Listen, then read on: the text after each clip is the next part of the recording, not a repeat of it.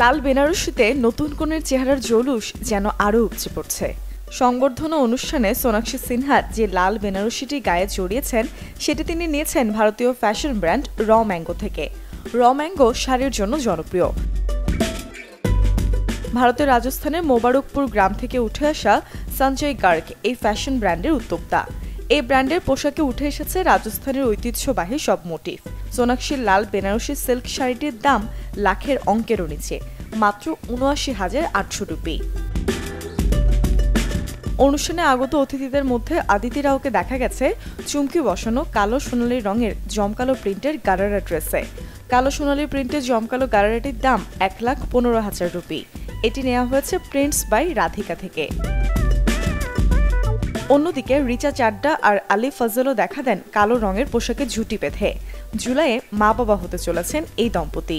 রিচা চাড্ডার কালো কুর্তা সেটটা নেওয়া হয়েছে ঈশা আরোরা থেকে। এর দাম পড়েছে ৬২,০০০ রুপি। আইভরি রঙা শাড়ি আর চুমকি পুঁতির চমকালো স্ট্রাগে দেখা গেল অভিনেত্রী হুমা কুরাইশিকে।